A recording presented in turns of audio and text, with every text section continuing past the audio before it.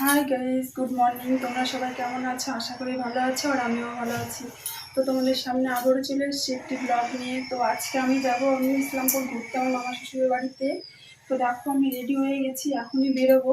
তো সেটাই তোমাদের সঙ্গে শেয়ার করব। তো চলো তাহলে দেখতে থাকি। আর এদিকে আমার দেখো ছেলেকে রেডি করিয়ে দিয়েছি। তো এখন যাবো, কারণ অনেক দিন থেকে আমরা ঘুরতে যাইনি। তো আজকে লাস্ট ডিসেম্বর, তো আজকে ওখানে ঘুরতে যাব। তো চলো তাহলে দেখা যাক।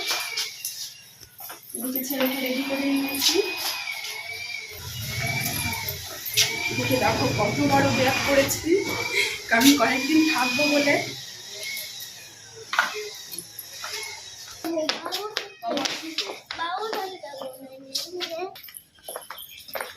তো চলো দেখো কত বড় ব্যাগ নিয়েছি, অনেকদিন থাকবো, কারণ অনেকদিন কোথাও ঘুরতে যাইনি। নিয়ে গেছি, আর এখন আমরা যাচ্ছি।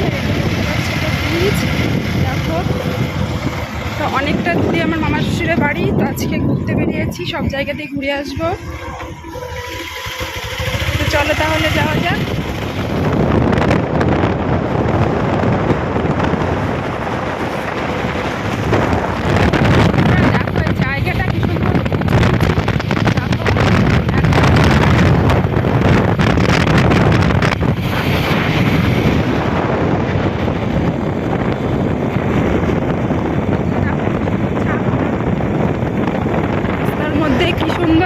আনারস নিয়ে সব দাঁড়িয়ে আছে, আর এদিকে দেখো কি সুন্দর বাগান।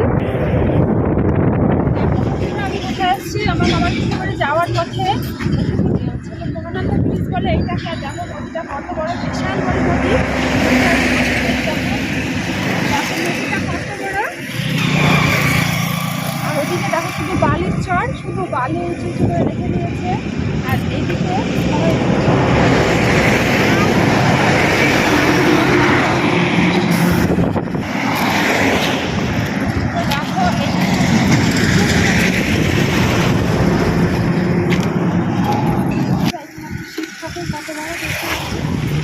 ভোলানাথ ঠাকুরটা অনেকদিনের পুরাতন হয়ে গেছে জন্য এদিকে দাদাভাইগুলো রং করে মানে নতুন বানাচ্ছে আর কি।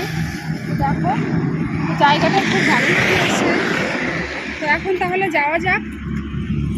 তো দেখো বন্ধুরা, যাওয়ার পথে বাড়ি থেকে বেরিয়েছিলাম সোয়েটারটা পরে নিয়ে, আর রাস্তাতে এত ঠান্ডা। তো রাস্তাতেই দেখো আমি সোয়েটারটা পরে নিচ্ছি, কারণ এত ঠান্ডার মধ্যে শুধু এমনি উড়ে যাওয়া যাবে না।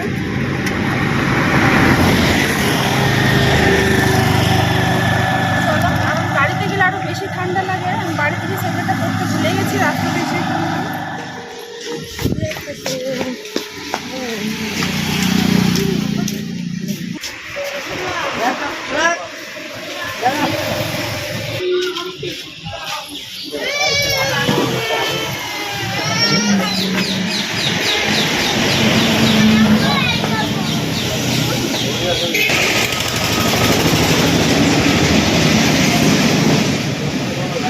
দেখো বন্ধুরা, মিষ্টি এসে আমার এই সন্দেশগুলো খেতে খুব ভালো লাগে। প্রথমে আমি মিষ্টি খেয়ে যাবো, তারপরে নিয়ে যাবো। তো আমি খেয়ে দেখি। আর আমার সন্দেশ খেতে খুবই ভালো লাগে।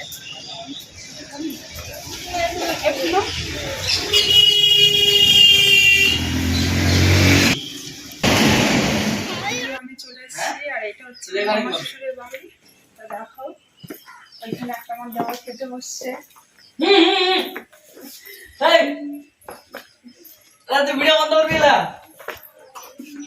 দেখো এদিকে খেতে বসে, আর মুখটা দেখো ভালো আছে। দেখো ওকে। ও আচ্ছা, হাই গাইস, আমি আমার বৌদি ননদ হয় গাইস। দেখো ননদ লজ্জায় পড়ে গেছে।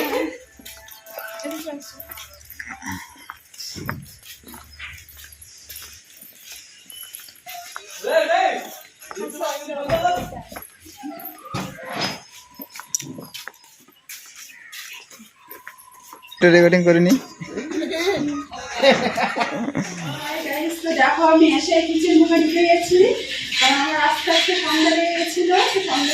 সন্ধ্যা খেয়েছি, আর এসে দেখি আমাদের জন্য মাংস নিয়ে এসে রেখে দিয়েছিল, বললো আমাকে হাতে রান্না আমার মামা শ্বশুর যে অনেকদিন আমার হাতে রান্না খায়নি, তো ওই কারণে আজকে আমি চিকেন রান্না করছি। তো দেখো চিকেন, তো তোমাদের যদি খেতে ইচ্ছা করে কমেন্ট করে জানিও।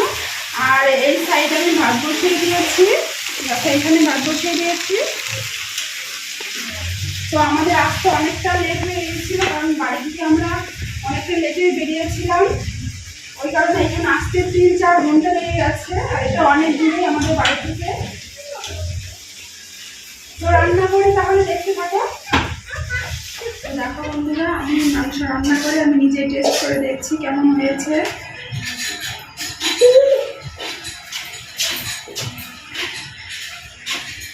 তো তোমরা কে কে খাবে বলো, কমেন্ট করে জানিও। আর আমার ছেলে মেয়েটা খেতে খুব ভালোবাসে।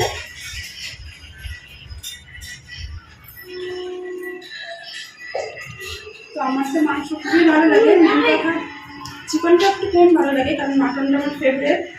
তবুও নিজে রান্না করেছি, নিজেই চেক করে দেখছি কেমন হয়েছে।